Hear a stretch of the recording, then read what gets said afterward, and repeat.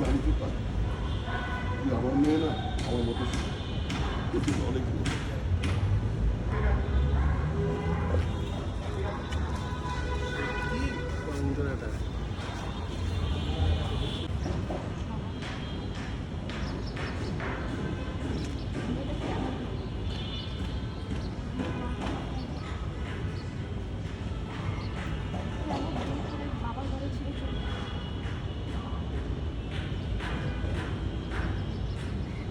পৃথিবীতে বাবার থেকে বেশি ভালো কাউকে বাসতে পারে না। এত আদর করে এত ভালোবাসে একটা মেয়েকে বড় করে তুই যেন অন্যের বাড়িতে পাঠাতে হবে।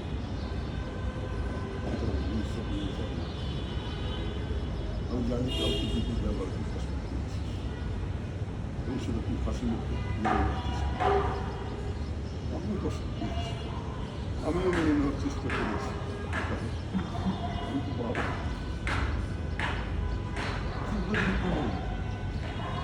আসলে পুলিশ মানুষের অনেক দায়িত্ব তো তুমি তো অনেক কিছু স্যাক্রিফাইস করতে চাকরি পাবে অনেক দায়িত্ব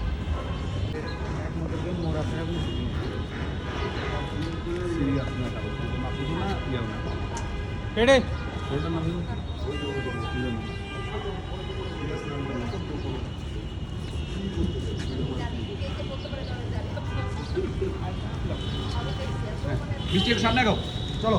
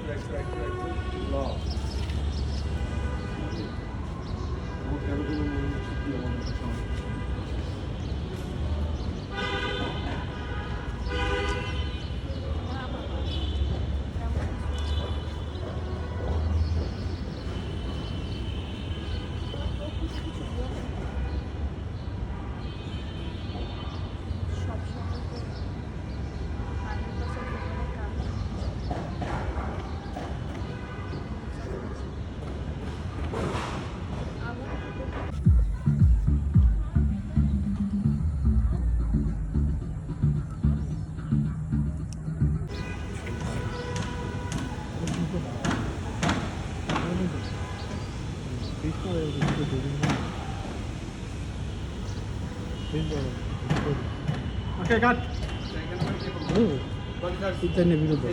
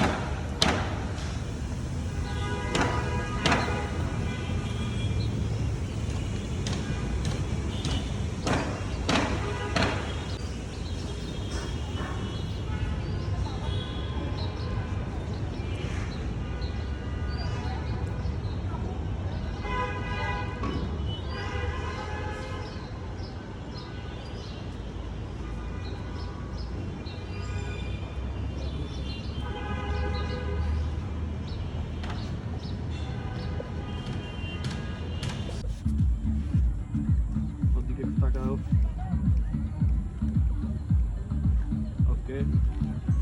On YouTube. মাত্র সিনেমা করে আসছে ব্লগ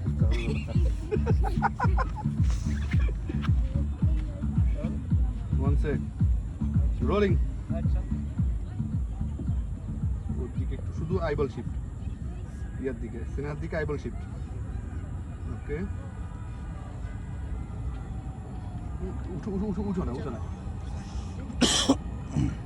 রোলিং তুলে মানে একদম ডিরেক্ট তুলে মারো রোলিং আঁকতে থাকো ওই থেকে আঁকতে থাকো শুধু একটা চোখ দেখতেছি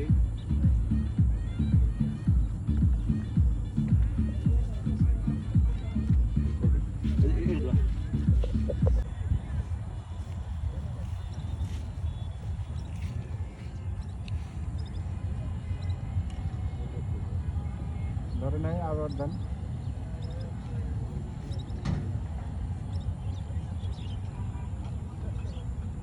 সেটা মনটা খারাপ হবে ওটা আমরা ক্লোজে নিব ভাই একটু ধরেন ট্রেন আইতেছে একটা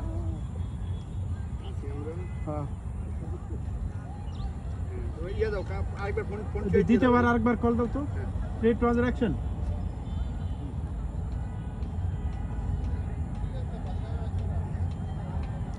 মাথা বেরেন এই যে প্লেন আছে ভাই দেখো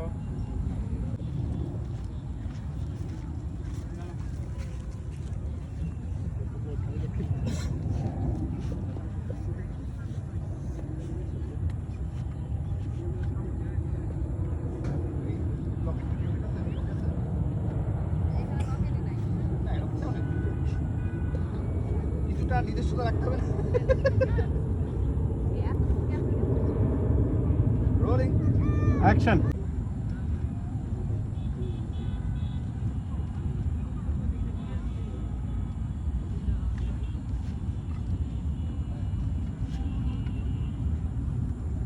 ওকে ওকে কাট এদিকে দাও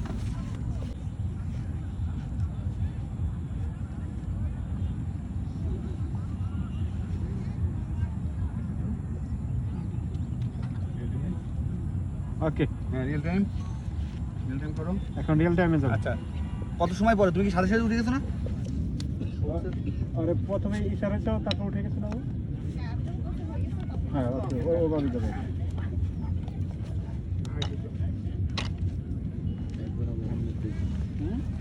যাও রোলিং 3 2 1 0 অ্যাকশন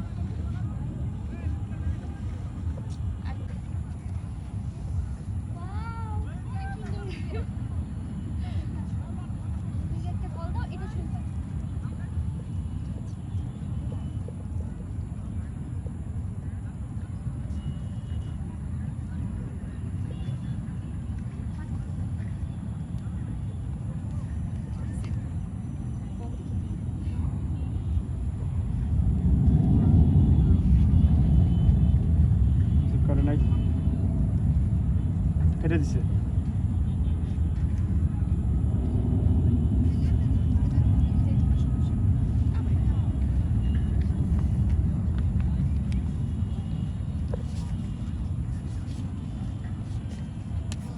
মন খারাপ একা একা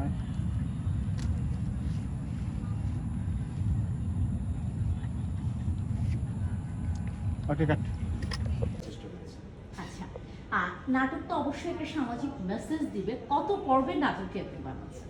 এটা 104 পর্বের নাটক বানাচ্ছি। 104 পর্ব, মানে বৃহৎ একটা আয়োজন। বৃহৎ ধারাবাহিক করে চেষ্টা। কতদিন ধরে এই শুটিংটা চলবে, কি প্ল্যান আছে? আমাদের চিন্তা আছে যে আগামী 6 মাস পর্যন্ত এই শুটিং চলবে। তার মানে বিভিন্ন স্পটে শুটিংটা হবে।